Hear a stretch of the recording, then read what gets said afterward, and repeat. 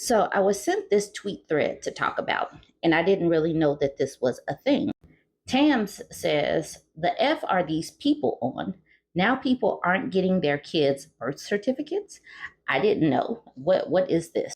So here's a screenshot from somebody's, it looks like Twitter. She says, when I opted out of the birthing certificate, I decided to make sure the United States corporation had no jurisdiction over my baby, and I'll be doing the same for my second baby. When you understand the business, you know registration is not mandatory or required. And that's what a birth certificate does to a child. You are essentially registering them like a car. So there's no record of this woman's child or children. And I'm supposing that this must be a thing for some people. So Joe Shogun says this is that sovereign citizen stuff, and it's entirely insane. Like literally, I have no idea what is going on here, and like how do you do things like get a job, get a driver's license, and all of that stuff. And it looks like Tams is wondering the same. She's like, okay, weird. I wonder if she realizes that's who she's learning from. So idiotic.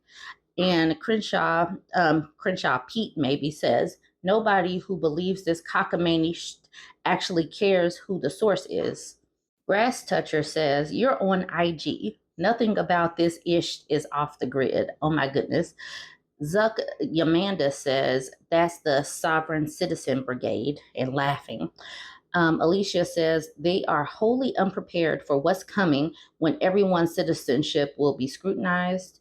Espanol America says, it's the law in the United States that home birth children are expected to be registered by their parents or parent.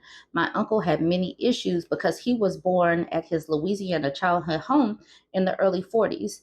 It's been an ongoing pain for him years later with renewal and credit. So says, I guess it can work if they're like an Amish type community where you're not going to ever leave, so you won't ever need it. KK says, I know a sovereign citizen who has been doing this with their children, shaking my head. Hispania America says, next, she's going to say she doesn't need a driver's license to operate a motor vehicle. This person says, and when their kids get older and are completely right to hate them for it, of course it'll be someone. It says, of course it'll be because of someone or something else. Next, I'm moving to this tweet thread from Nice to Smith You. She says, a white woman just told me she loves that I have the confidence to wear my natural hair.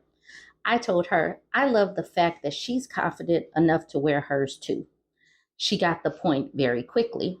She continues with, also, the fact that us being in protective styles or switching our hair up is often perceived as us being insecure about our hair really bothers me. Like, damn, it's not my fault we have range. Now, obviously, we know that hair is a touchy subject for Black women.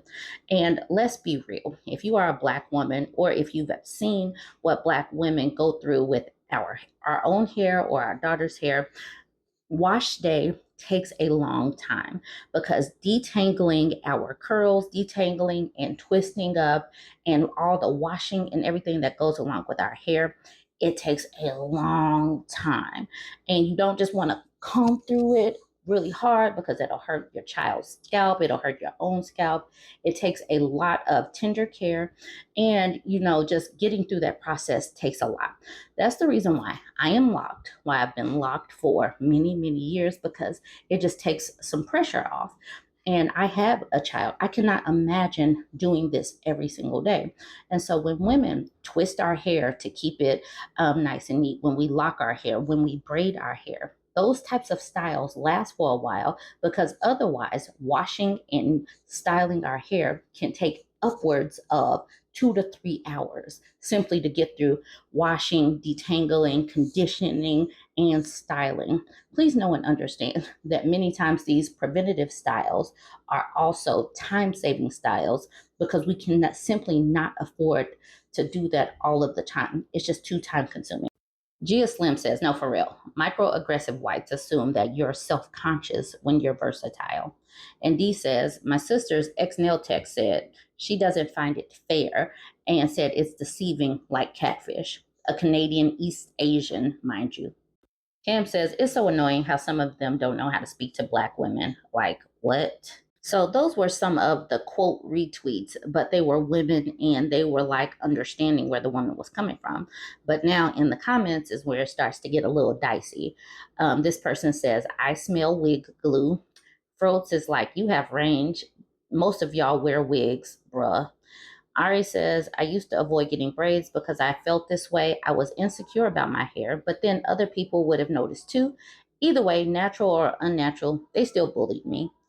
Fidelis Anomaly says, if you want to be in protective style, then wear Afrocentric hairstyles.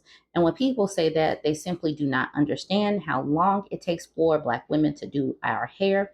If you are a man, you can simply go get your hair buzzed off.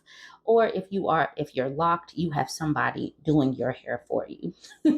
These what we women go through with these wash, detangle, conditioning, and styling, it takes a long time. You have to really plan your day around doing your hair.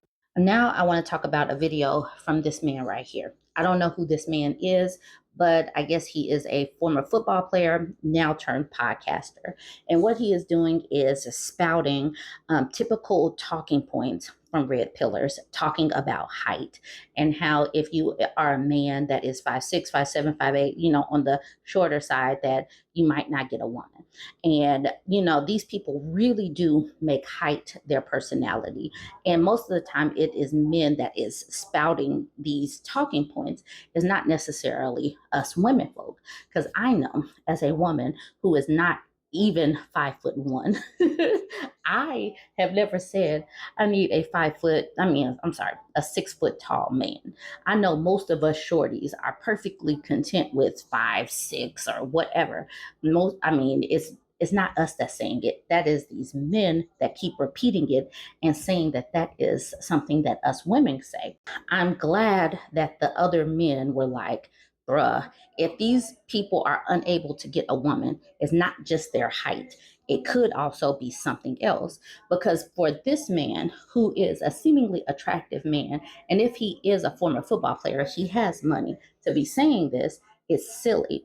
But if he is just using it to speak to the talking points of other men and the grievances of other men, it's also still silly, because other men just need to stop making their height their personality and actually cultivate a personality and be a likable person and have some hobbies and talk to women like human.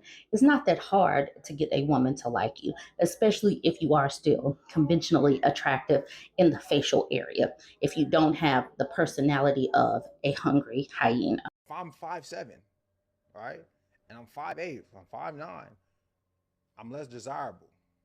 Okay? To women in America. To who? I know plenty of 5'7" guys that are in relationships that make less than 6 figures. I actually know a few too. So to the women I want. Okay, perfect. Yep. Doesn't change anything. It does. It changes a lot. Why does it change anything? Because that's what I'm saying. This is the buffer part where you will be 5'7", you'll be like, I'm not desirable to women here in America. That sounds much different than, hey, the women that I want, bro, they don't want me. So this person, quote, retweeted saying, the way he thinks it's a height issue tells me his problems run deep. This person says, the framing is so important. It really creates a self-defeating and inaccurate perception of reality if you actually believe all women only desire men over 6 feet with 6 figures. You'll miss out on a lot of dating opportunities this way. This person says, points were made. Before you complain about your dating experiences, consider how your own preferences may have impacted them. Absolutely. And MVP Stan account says, I like content that doesn't go to the extremes. Like, yes, it can be difficult dating as a shorter person, but to blanket every woman as someone who wants a gargantuan man is self-defeating. And it's inaccurate anyway. Do these people ever really talk to women? Because men are the ones that keep spouting this stuff. Yana Banana says, like, it's truly a matter of wanting people who want you at the end of the day. And then Queen of Curses says, literally as simple as that. And then Yana Banana says, like, having standards is not inherently a bad thing either, but generalizing is what gets a lot of folks in trouble. Like, I promise that there's someone out there that will love you for you, and you'll find that person one day. Someone who will love you for your height and your troubles and your scars and everything that you think that people won't love you for. But that is where you have to be okay with loving the total human of the person, not necessarily for their opinion or their status or anything like that. You can't just look at the one-dimensional part of a person to fall in love, but you have to actually look at their whole humanity. Anyways, jump in the comments. What did you think about these tweet threads? Go ahead and like, comment, and share.